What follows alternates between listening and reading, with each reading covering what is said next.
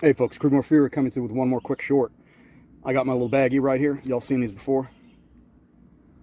Got a zipper on top. Anyway, I gotta go out and collect some compost to make some compost tea. Yeah, it's been hot and rainy and my plants need compost tea. Let's see what that looks like. I'm actually gonna head over to my compost piles. I've had them going for quite some time. And I'm gonna take some of the top cover off. We'll get to see what the worms look like. They're going in the compost tea too. I probably won't sift them out. We'll see. They can swim. It's all good. I've got some options over here. I could choose the left or the right, or even that smaller pile. This one over here to the right, it's got some grasses and stuff growing out of it, some tomatoes. It's been reduced the most, you can see, based on the height. I'm trying to get more into the shade. But it started out at the top of that cage, and it was reduced significantly, and I actually refilled it at some point. I turned it, put it in another compost ring, and now we're going to go ahead and take a look and see what we got. Here's my first scoop. Let's see if you can see this in the light. It's full of worms. I mean, that's the compost from just underneath the leaves, and it's full of worms. I'm not sure if I can make that out for you, but there you can see the shiny body of a worm. And I'm actually going to steal some of this away to put in my bag. You can kind of see in there, it's all kinds of worms there. They're everywhere. All you have to do is turn the soil over and you find more worms. So we're going to take some of this broken down media, just like you see it. It's been composting a while. There's plenty of good stuff in there, and there's some worms in there, and that's okay. We're going to take it and we're going to put it in that bag.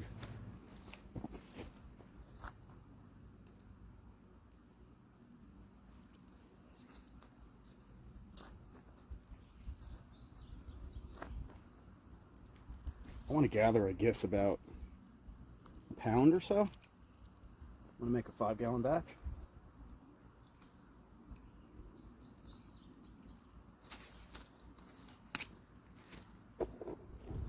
Then we're basically just going to cover all this back up again.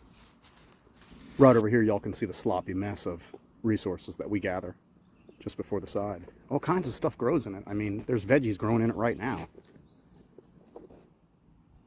But it ends up in a compost pile just like those two over there. And eventually when it's done, it's reduced to looking more like that small one right there with very, very little growth on its sides.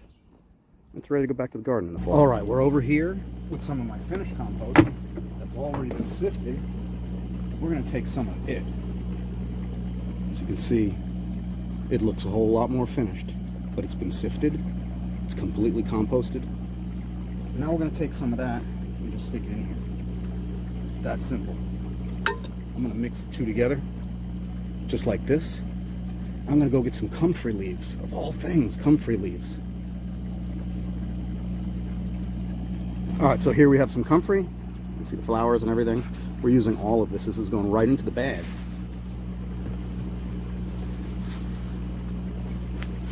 Okay, pretty big bag. You can see it holds a lot of media.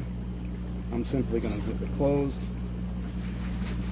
consolidate everything, get it all mushed up in there.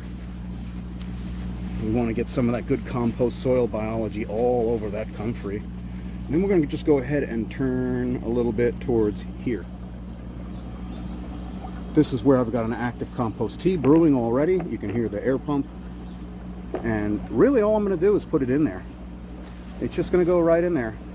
I'm going to drop in a little bit of fish hydrolysate and a little bit of milk as a protein source. And I'm going to put some of last year's Japanese beetles in there as well, right into the bag. But for now, I'm going to take this and start pre-soaking it.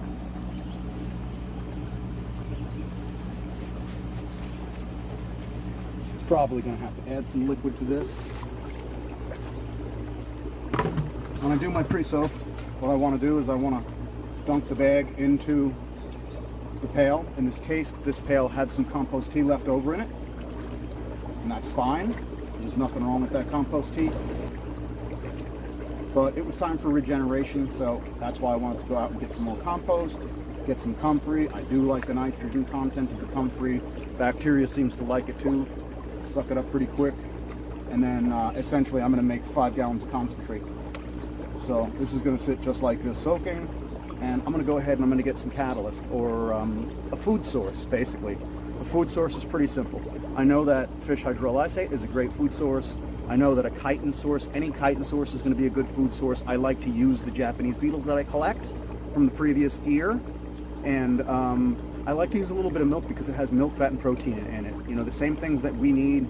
I feel like I can superimpose that over the microbes in my tea, and that's pretty much it. So I'm going to go ahead and grab some of that right now.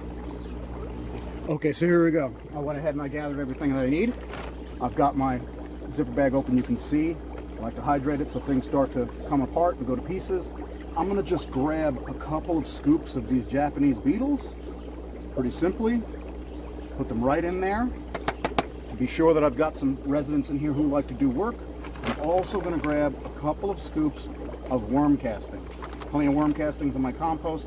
This is another way for me to offer another source of worm castings. And not to be outdone by Mother Nature, I'm going to go ahead and also, because we're coming into Japanese beetle season, I'm going to add one single scoop. Try to make sure that's clean. You don't want to get any Japanese beetles in here. One single scoop of St. Gabriel's Organics milk spore. So I can get it out. Right into the bag. Okay? The next step is going to help. I'm going to zip this up. Do another quick dump. Just a little bit of it. Okay. Clearing the way. You want to make sure everything's wet. Really, really wet. I can see that the water is a little bit low. We're going to fill the water to just about there. And here's my food source. I want to make sure this food source enters the liquid solution. I'll put a ingredients list for this in the description of the video. And y'all can see Primo Fury has no problem putting his hand in some compost tea. There's nothing in here that's going to hurt you. It's all aerobic organisms at worst. And that's it. That's one whole entire compost tea making session. I'm going to fill this bucket up with better water, with more water, chlorine free. I'm going to go ahead and install this cover to it. And it's going to essentially perk and brew for 24 hours. Tomorrow I'm going to be able to use this on my garden. If you're in a time pinch, keep in mind every 20 minutes the bacteria is multiplying in here. So if you really were in a time crunch, you could probably apply this after a few hours.